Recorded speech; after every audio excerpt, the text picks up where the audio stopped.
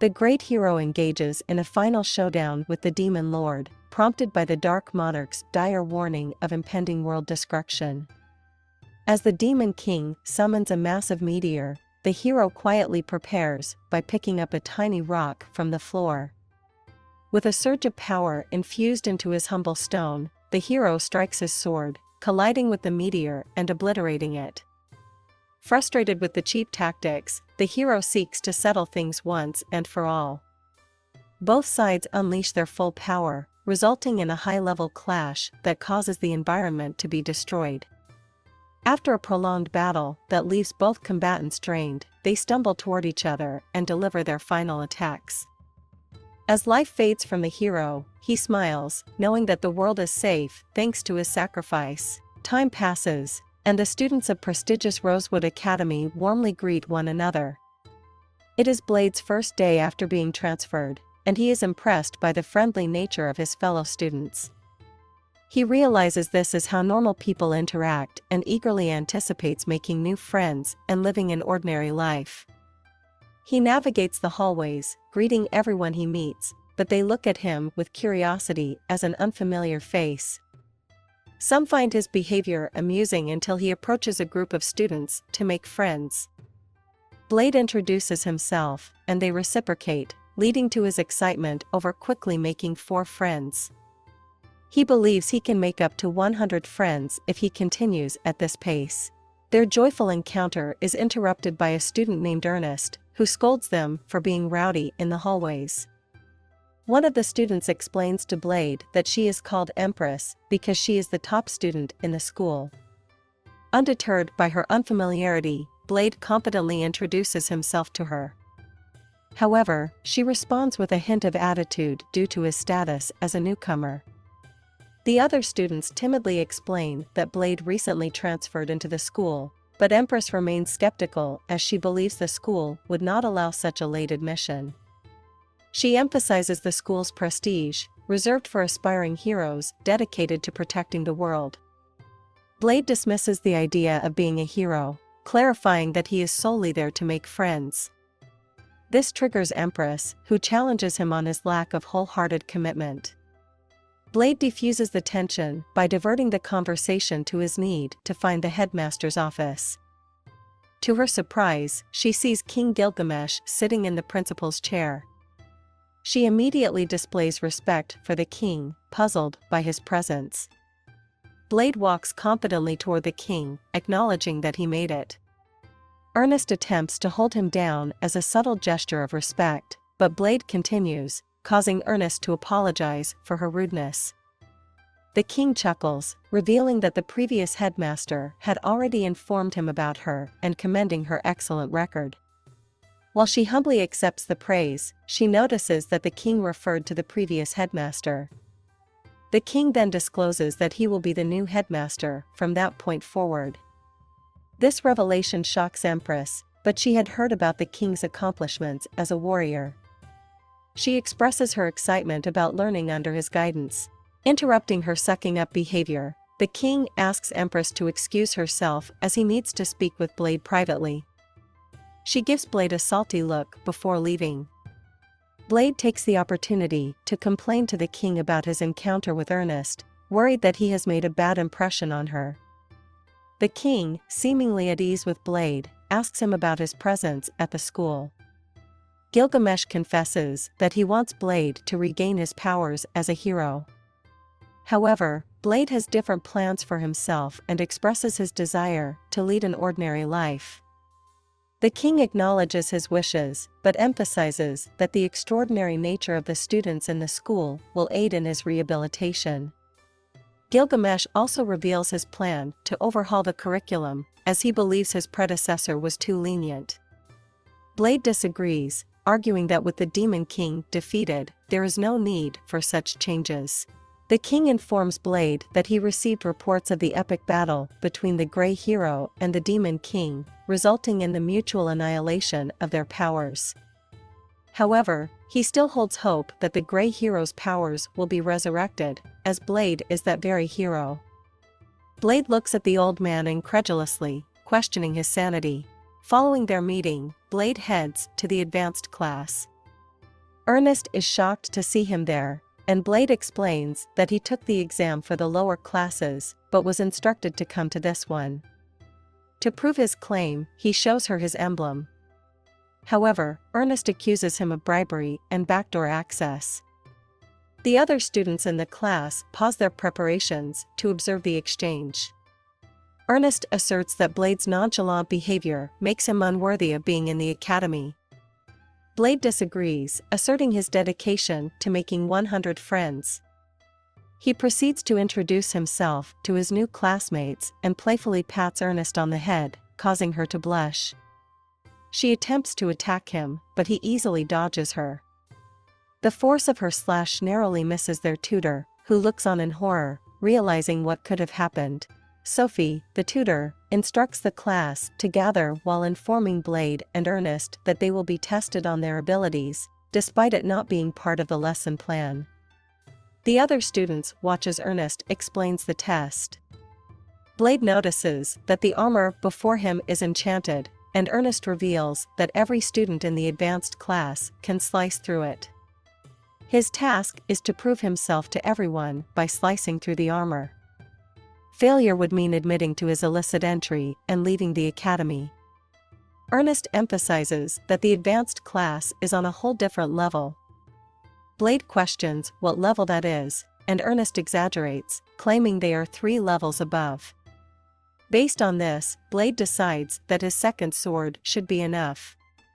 Releasing his aura, he astounds the students by revealing that his fighting spirit takes the form of a dragon.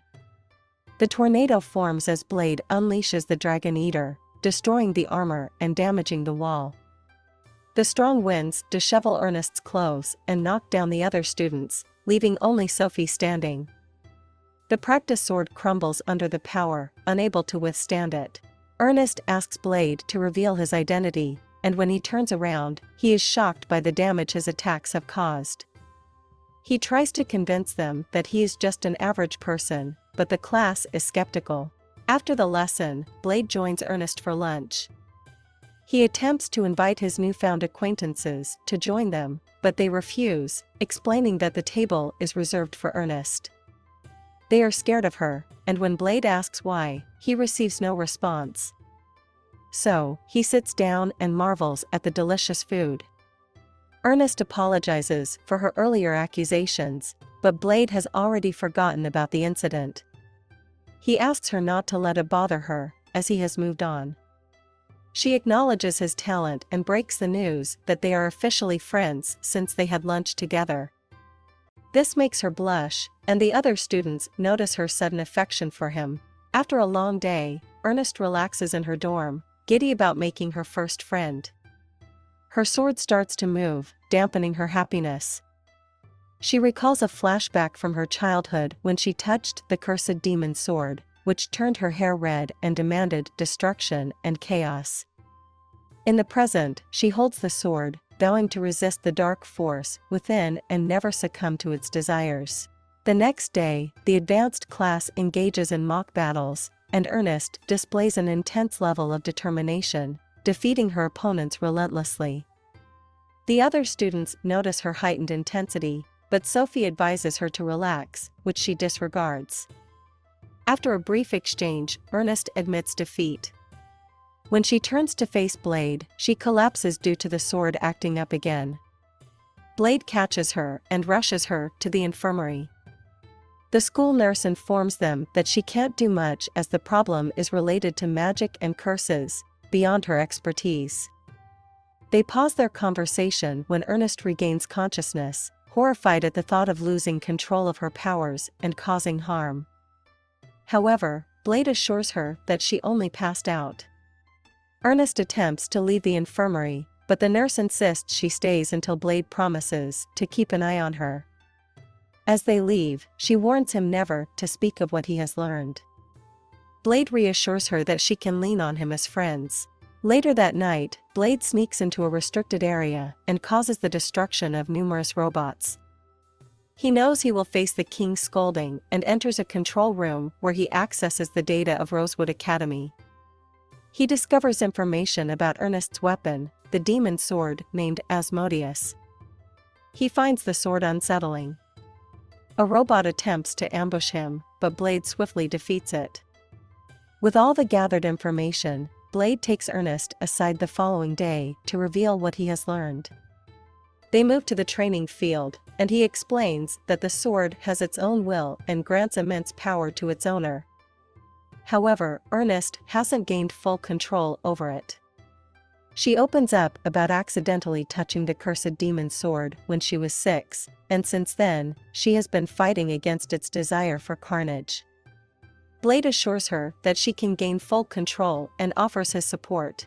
Despite her fear of failure, Ernest embarks on the journey to make the sword submit under Blade's supervision. She enters an inner world where she confronts the demon and emerges victorious. Blade catches her as she informs him that she has succeeded. The following day at school, the students watch in awe as Ernest debuts her new hairstyle and transformed persona. Blade observes her with delight as she interacts with her fellow students. After rescuing Ernest from her demon sword, Blade begins a new day at Rosewood Academy. He meets his 2 classmates at the training grounds, where they attempt to attack Blade but fail to touch him. Ernest finds Blade's behavior rude as he doesn't draw his weapon during the mock battle. She advises him not to disrespect his opponents by looking away. Blade notices that Ernest has changed, and she is flattered when he mentions it. Curious, she asks Blade what specifically has changed about her. Blade imagines how Ernest looked before and after, but he struggles to pinpoint the changes, so he admits he has no idea. Even Leonard, another student, notices that Ernest has changed her hairstyle, but Blade's lack of observation saddens Ernest. She quickly moves on and assigns Blade to befriend another classmate named Sophie. Blade observes that Sophie often fights alone and wonders why. Ernest explains that Sophie has always been introverted since joining the academy. While she obediently follows orders, Ernest believes it's not the best quality as Sophie lacks her own will. However, Ernest thinks that if Blade befriends Sophie, she might open up more. Blade decides to talk to Sophie immediately while Ernest scolds Leonard for no reason, making him run 10 kilometers to prevent him from remaining weak. Blade approaches Sophie and tells her that Ernest requested he watch over her. Sophie asks if it was a command, and Blade clarifies that it was more of a request. He assures her that he wants to help her train, not just because of Ernest's request, but because he genuinely wants to assist. Sophie doesn't believe Blade can be of much help since she only knows how to fight with her fists. Blade asks if she can use any weapons, but Sophie reveals she can't. Intrigued, Blade takes it upon himself to teach Sophie different ways to fight and decides to start with the long sword. Sophie wonders if Blade's instruction is a command since she only follows commands. Blade clarifies that he wants to lend her a hand as a friend, not give her a command. Sophie agrees to become Blade's apprentice, as she has taken a liking to him. Before they can begin the training session, the bell rings, signaling the end of the practical training class for the day. Blade feels disappointed that he couldn't teach Sophie anything and turns to her, only to see her smiling for the first time. Determined, Blade plans to continue training Sophie the next day. On the following day, Blade helps Sophie learn how to channel her power into her sword. She attempts to cut an iron armor with the sword but fails to make a scratch. Blade realizes she needs to add more power to her attack and instructs Sophie to think of the sword as an extension of her body, channeling magical energy into it. To demonstrate, Blade channels his own magical energy into the sword and cuts the armor effortlessly. Sophie understands the concept, and, after a day of training, she learns to channel her energy and cut the armor with ease. With the training session ending successfully, Blade calls it a day. Sophie asks him if she can now defeat Ernest since she knows how to use a sword. Blade doesn't think it would be easy, as Ernest is on a different level. Sophie drops the sword and restrains Blade using her fists, proving that fighting barehanded suits her more than fighting with a sword. They sit in a mount position, and Blade feels a bit weird, prompting Sophie to release him. Before leaving, Sophie tells Blade that she wants him to teach her something else. The next day arrives, and Blade seeks advice from the headmaster, who is also the king. The king asks Blade if his school life is going well, and Blade responds positively, mentioning the friends he has made. The king is delighted to hear this, as he had always pitted Blade for lacking friends, despite being the world's greatest hero. Learning of Blade's interest in Sophie, the king tells him that although Sophie is strong, she is incomplete. He reveals the existence of the artificial Great Hero Project, in which scientists experimented with creating a being as strong as their greatest warrior. The king explains that Sophie is an incomplete test subject, the 12th iteration of the human Sophisha, created using ancient and forbidden knowledge. Blade is shocked by the cruelty of the experiments, but appreciates the king putting an end to them. The king further reveals that Sophie's real name is Sophisha Fento, indicating that she is an artificial hero with artificially granted powers. He explains that Sophie's goal was to surpass Blade's powers. Feeling responsible for Sophie's suffering, Blade decides to ensure she can lead a normal life. He visits his doctor to seek advice on what is considered normal for kids his age. However, he quickly leaves, realizing that the doctor misunderstood his intentions. Blade then turns to Leonard to ask him about youth, but Leonard gives a vague answer. Not giving up, Blade approaches Claire and Jessica, begging them to explain love to him. Claire tells him that love involves going on dates, walking around town, talking, and shopping.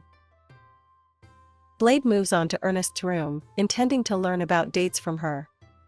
Flustered, Ernest thinks Blade is asking her out and declines, explaining what couples usually do on a date. Blade leaves, without asking Ernest on a date, which surprises her. He then goes to ask Sophie out on a date, bursting into the locking room, and she gladly accepts.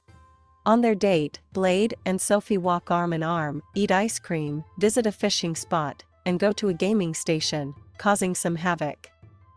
Meanwhile, Ernest, Claire, and Jessica keep an eye on Blade to prevent any funny business.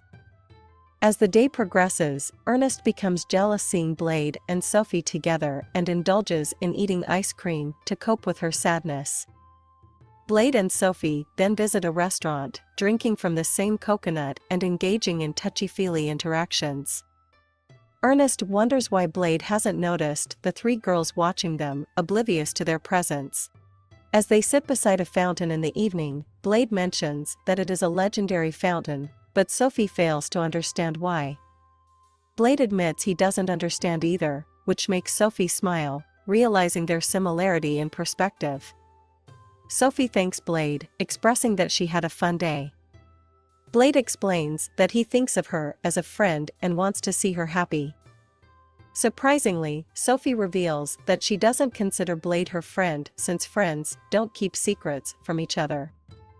Blade tries to make an excuse, but Sophie tells him not to worry as she confesses to keeping a secret from him too. Sophie unveils the truth about herself, that she is not an ordinary human but an incomplete test subject, created to be an artificial hero. She demonstrates her powers to Blade, manipulating the laws of physics, altering gravity, and even stopping time temporarily. Blade realizes how dangerous Sophie's powers are and blames himself for her suffering. In return, Blade reveals his own secret, that he was once the great hero, but lost his powers. Sophie accepts Blade's apology and explains that she takes pride in being created as his copy. They both acknowledge each other's secrets, leading to a deeper understanding. Blade resolves to ensure that Sophie can lead a normal life like everyone else. With that, our episode comes to an end. Feel free to comment if you're interested in following more of this exciting series. Thanks for your time. If you stayed until the end, please like and subscribe for more.